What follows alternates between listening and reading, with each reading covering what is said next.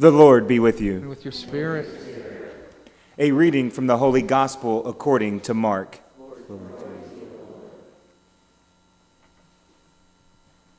A leper came to Jesus and kneeling down begged him and said, "If you wish, you can make me clean." Moved with pity, he stretched out his hand, touched him, and said to him, "I do will it, be made clean." The leprosy left him immediately, and he was made clean. Then, warning him sternly, he dismissed him at once.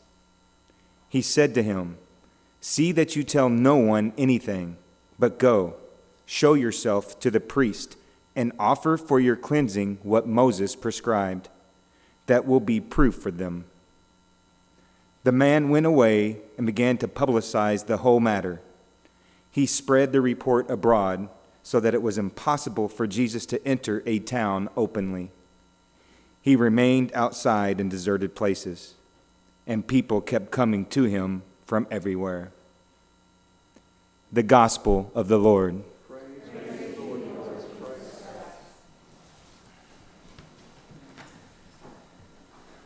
Before I begin my actual homily, Father Jerry asked me to come down, and I wanted to thank each and every one of you because this is the commitment weekend of the annual Catholic Appeal.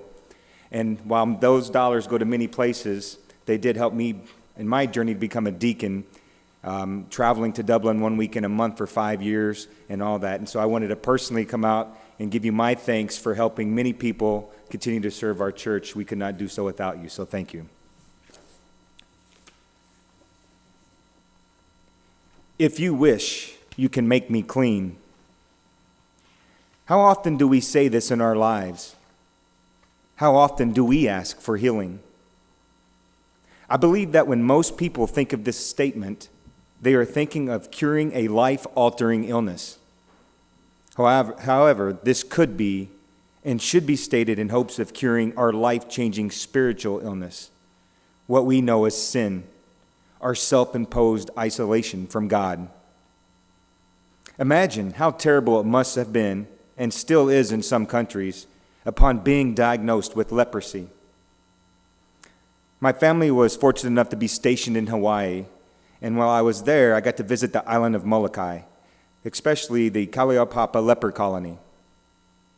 There were still descendants of the families that were sent there, and it was amazing to see how faithful they still were. And this is where I was introduced to St. Damien. If you don't know too much about St. Damien, let me give you a little glimpse. He was born in Belgium in 1840, and he and his brother, wanting to get away from the family work, decided to become religious, and they traveled to Hawaii. He arrived there March 1864, and he was ordained 2 months later. In 1866, Hawaiians established a leper colony on the Kalaupapa Peninsula of Molokai.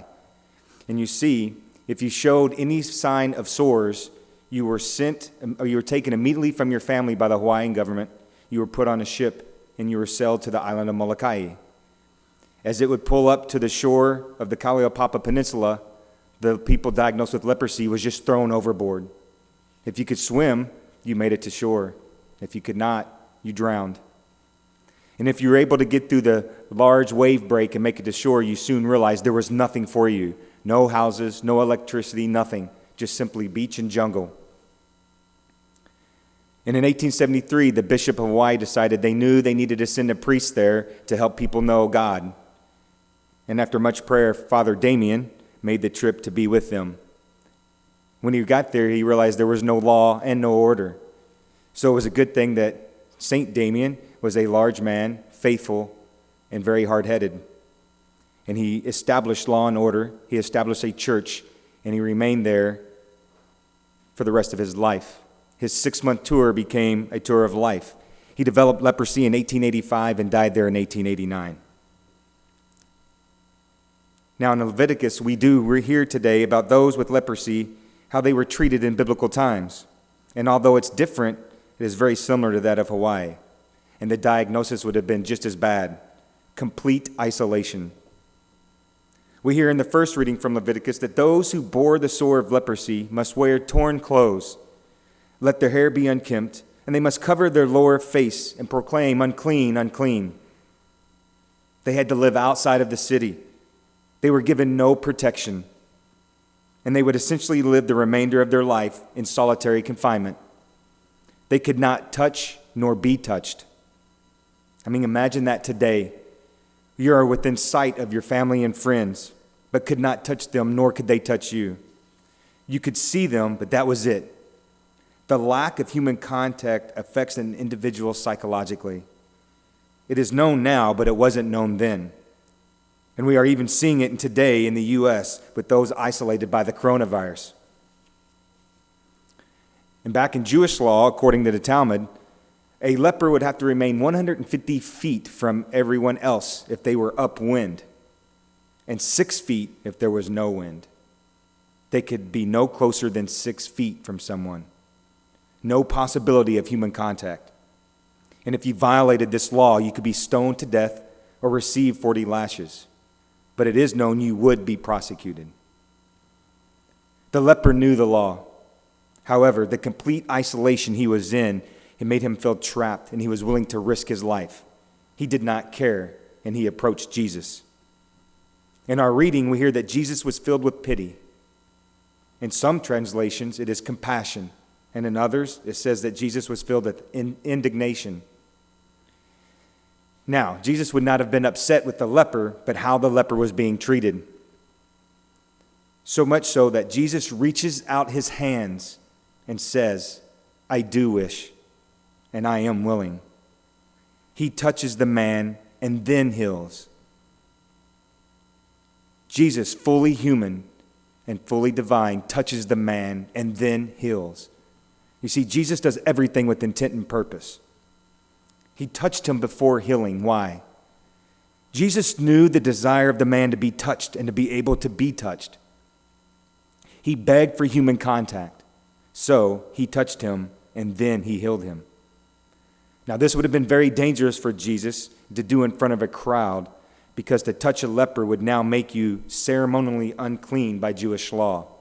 But as we know, Jesus did not always participate with Jewish law. If you had leprosy, you were considered cursed by God. You would have to have done something wrong to have leprosy. The leper knew better. He was willing to risk his life to approach Jesus. The leper had faith, and Jesus always responds to faith.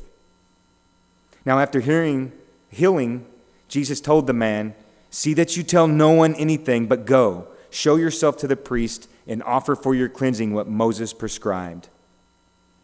So why, after this miraculous event, does Jesus tell him not to tell anyone?